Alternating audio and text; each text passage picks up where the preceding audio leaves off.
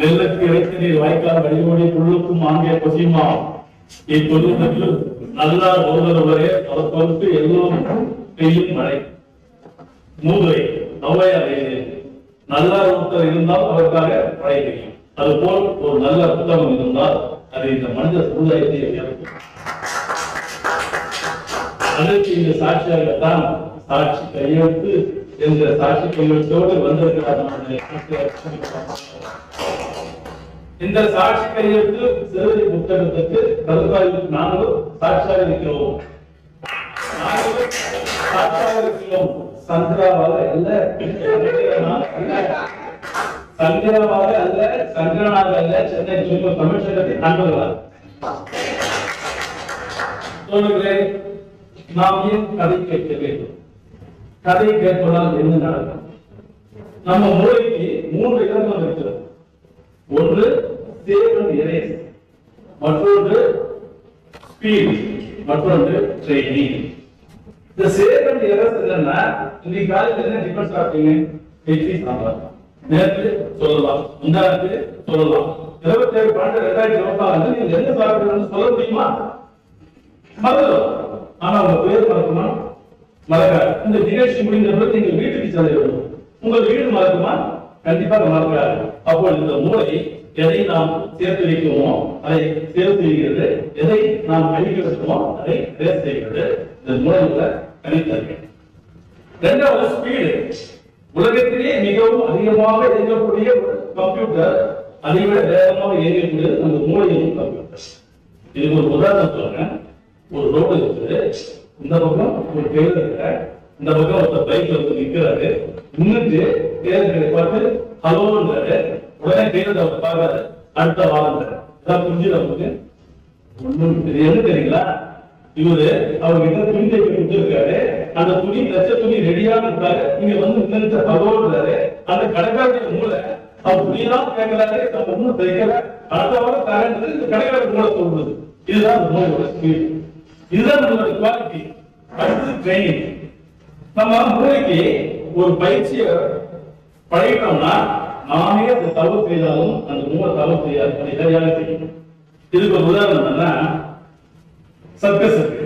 அந்த சர்க்கஸ்ல வந்து கடைசியா ஒரு நிகழ்ச்சி வைப்பாங்க. எப்படின்னா அவன் கண்ணு கட்டிக்குவான், கண்ணை கட்டிட்டு கத்தி இருக்கும். அங்க ஒரு பொருள் பறவையாக இருக்கும். அந்த கட்டி அனைத்தும் அந்த பெண்ணின் படாமல் அந்த பறவை. இப்ப அந்த பொண்ணுக்கு அந்த பையனுக்கு ஒரு சண்டை முடிச்சு. அந்த பையன் நினைச்சிட்டான், எப்படியா அந்த பொண்ணு வெளியில போய் கொலை பண்ணா கொலை கொடுக்க. அதெல்லாம் என்ன பண்றான், உள்ளே கத்தி அடிக்கும்போது 10,000 பொண்ணு மேல வச்சிருந்தான் சொல்லிட்டு பிளான் பண்ணி நாங்க அரங்கேற்கலாம். அதே மாதிரி நிகழ்ச்சி வருகிறது. 9 கத்தி அடிச்சாச்சு.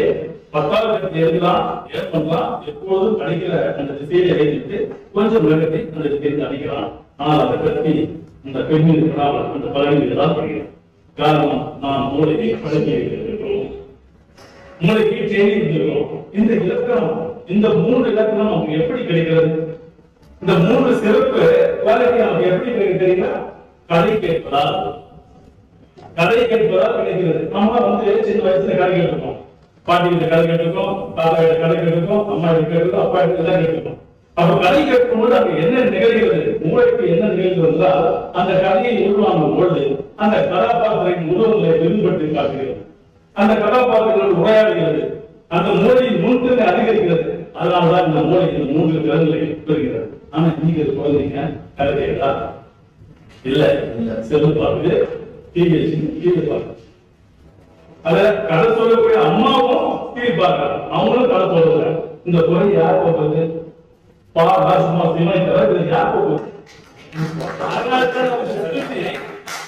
இந்த சிறுகதை புத்தகத்தை குழந்தைகளுக்கு எங்களுக்கும் கொடுத்திருக்கிறது.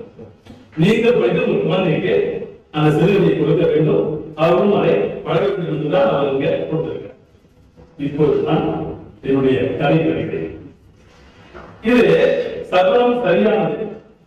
கடைசியான கதை பேசுவாரும் கடைசியான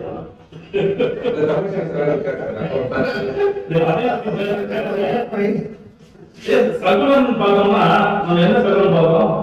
வீட்டுக்கு வெளியே போகும்போது பூனா குடிக்க போச்சுன்னா சகுனம் சரி வீட்டுக்குள்ள போயிட்டு உட்கார்ந்து தண்ணி வச்சுட்டு போவோம். ஆனா அந்த பூனை பார்க்கல, அந்த பையன் வந்து பார்வை எழுதுங்க இல்லை சார். ஆமை பூந்த வீடு உருப்படாதுன்னு சொல்லுவோம் சார். ஆமையை பற்றி ஒரு 4 நல்ல விஷயம் இருக்கு. ஆமையை தெரிஞ்சா தெரியுங்களா, அதிக நீண்ட ஆயுள் வாழ்கின்ற ஒரே விலங்கம் ஆமை. குறைந்தபட்சம் 300 வருடங்கள், அதிகபட்சம் 800 வருடங்கள். அது வாழ்க்கை 10 தலைமுறை. இரண்டாவது, ஆமை நீண்ட தூரம் பயணிக்கும். ஆமை நடந்து எங்க போக்கு 1 மணி நேரம், அதேதான் தண்ணி நீண்டும். ஆனால் எப்படி நீண்ட தூரம் பயணிக்கிறது என்றால் அந்த கடலுக்குள் அடியே இருக்கின்ற நீரோட்டத்தை பயன்படுத்தும். அந்த நீரோட்டத்தை அதில் சேர்ந்து கொள்ளுமா, அந்த நீர் எவ்வளவு வேகமாக போகுதோ அது பயணிக்கும். இரண்டாவது, திசை அறிவு. ஒரு ஆமை கலிபோர்னியாவிலிருந்து கன்னியாகுமரி அறிந்திருந்தால் அது அங்கிருந்த நீரோட்டத்தில் வரும். அந்த நீரோட்டத்தின் திசை மாறி திசை செல்லும் போது அந்த நீரோட்டத்தில் விலகி அடுத்த நீரோட்டத்தில் கலந்து கன்னியாகுமரிக்கு பயணிச்சு. இது திசை அறிவு. ஞாபகம், ஆமை ஒரு முறை ஒரு இடத்தில் முட்டை போட்டால் அது உலகம் முழுவதும் எங்கு குத்தினாலும் அதே இடத்தில் தான் வந்து மறுபடியும் முட்டையிடும். அந்த ஞாபகம் ஆமைக்கு ஜாஸ்தி. இப்ப ஆமை போன்ற உருப்படாதுன்னா நம்ம உருப்படமானோமா அதுதான் இந்த புத்தகத்துல நம்ம ஆசிரியர்கள் என்ன கிடைக்கிறது. இந்த கலையில இந்த கலவன் மணி கூட அந்த உரையாடல் ஒரே நேரத்தில் ஏற்கப்பட்ட கலைகள் இருக்குது. பள்ளி விழுகிறது, சகுனம் பார்க்கப்படுகிறது. தும்பல் வருகிறது, சகுனம் பார்க்கப்படுகிறது. ஆந்தை பால்களிலிருந்து ஓடுகிறது, சகுனம் பார்க்கப்படுகிறது. கைப்பை பீந்து விடுகிறது, சகுனம் பார்க்கப்படுகிறது. ஷூவின் அடிபாகம் பீந்து விடுகிறது, சகுனம் பார்க்கப்படுகிறது. கீழே இருக்கும் பெண் விதவை சகுனம் பார்க்கப்படுகிறது. அவள் முகத்தில் முடிக்கிறவாறு சகுனம் பார்க்கப்படுகிறது. ஆனால் வெளியே விதவை அம்மா உள்ளே வரும்போது அங்கு சகுனம் தோப்பு போகிறது. அங்கே சகுனம் தோப்பு போகிறது. அதைத்தான் ஆசிரியரை வலியுறுத்திருக்கிறார். இந்த இடத்துல நான் அவர்கிட்ட என்னுடைய சந்தேகங்களை கேட்கிறேன். கைம்பெண் என்றால் என்ன? தலைமை பெண் வருபவர் ஆபீஸ்க்கு செல்லக்கூடிய ஏஜென்ட் பயன். கைம்பெண் விதவை, இளம் விதவை என்று சொல்லலாம். அது அந்த இடத்துல என்னுடைய கட்டுக்கடை, கல்யாணமான பெண் கட்டுக்கடை. இந்த வார்த்தை எனக்கு என்ன என்றால் அந்த கதையை முழுவதாக படித்து நான் உள்வாங்கிய விஷயம் என்னவென்றால், சகுனம் பார்க்கலாமா வேண்டாமா? நீங்கள் எந்த விதத்திலும் சகுனம் பார்க்கக்கூடாது என்று கூறவில்லை. மேலோட்டமாக இந்த சகுனம் என்ற ஒரு வார்த்தை பயன்படுத்தி கடைசியாக சகுனம் தாய்க்கு சதுக்கிலே என்று சொல்லியிருக்கிறேன். ஆகவே நாங்கள் தாய்க்கு சகுனம் பார்த்துட்டு மற்றவர்களும் சகுனம் பார்க்கலாமா என்பதுதான் என்னுடைய கேள்வி. எவ்வளவு மிக ஆழ்ந்த கருத்து, ஆழமான கருத்து. இந்த கல்வியை அறிந்ததற்கு நன்றியை வணங்குகிறேன்.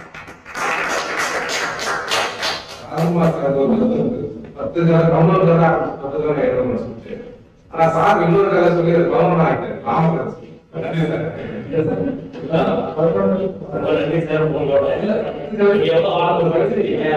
ராமதாஸ் சகலம் பார்த்துருக்காங்க. கடைசி சகலம் நீங்க எவ்வளவு படிச்சிருக்கீங்க? உண்மையிலே நான் வந்து எனக்கு கேட்டதுனால நான் ஆபீஸ் கேட்டேன். எங்க வீட்டுக்கு எடுத்து காலையில 6 மணிக்கு சாமி அவங்க அப்புறமா எல்லாரும் சொல்லியும்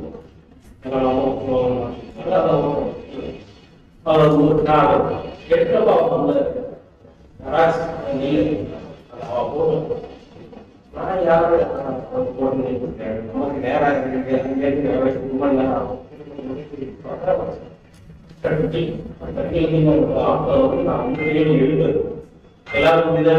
எல்லாரும் அப்படிதான் போகணும்.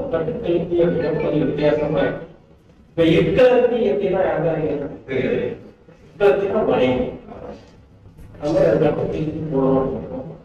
அந்த அம்மா இருக்காங்க, அந்த அம்மா இதை வந்து நீங்க கவனமாக போகணும். சரிங்க சார், சரிங்க சார். அந்த அம்மா வந்து நான் இங்கே அதே என் தாயார் வந்து பாடிட்டோம். அதனால சகலம் பார்க்கறது வந்து எனக்கு உடன்பாடு பார்க்கணும். பார்க்கறது அவங்களோட சகலம் பார்க்கணும் அப்படிங்கிறது பார்க்கணும். எனக்கு அதுல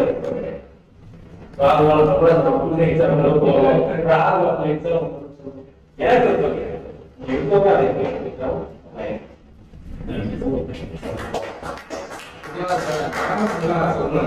சிட்டியில நிறைய பாடல்கள் இருந்தேன்.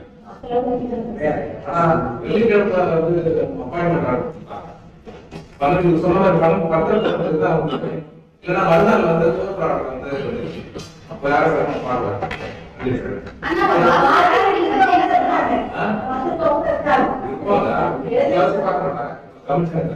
சார் ராசியா நீங்க வந்து கவனை யாரும் பார்க்க கூடாது நீங்க சொல்லுங்க சார். நீங்க பார்த்தா உட்கார்ந்து சொல்லி நான் பார்க்க மாட்டேன். நம்ம பார்க்கணும்.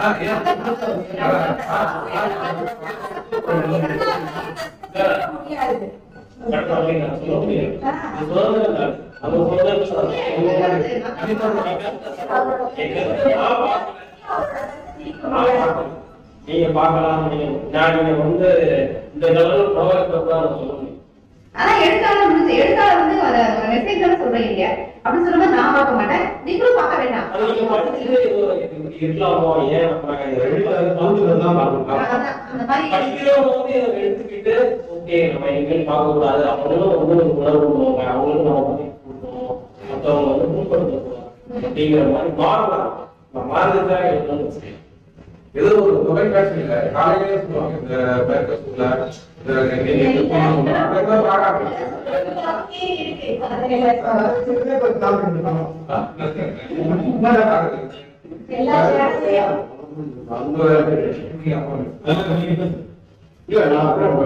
இன்னொரு விஷயம் சொல்றேன். கஜாபுரி ஒரு கப்பல் நாலு பேர் வந்து தெரியாம தேடிட்டேன். கம்பெனி வந்து கடல் போகும், தெரியல. 2வது நாள் எங்க கம்பெனி பக்கத்துல பாடி வந்து எங்க ஸ்டாப் நான் சீட் போய் திரும்ப உள்ள போயிடாம ஒரு பொருளை வச்சு அதை திரும்ப ஆளாய் கொடுத்தாங்கன்னா நீங்க வச்சுட்டு வாங்க, நம்ம சிஎஸ்எஃப் ரெக்கவர் பண்ணலாம். 2 பாட்டில் நாங்கள் வந்து திரும்ப கடல் உள்ள போகலாம். நாங்கள் அந்த நேரத்தில் யாருமே நாங்கள் சொல்லலாம் ஐயோ அப்படின்னு நான் சகலம் மாட்டேன். சகலமும் நம்ம கொஞ்சம் சமூகம் மாறணும்.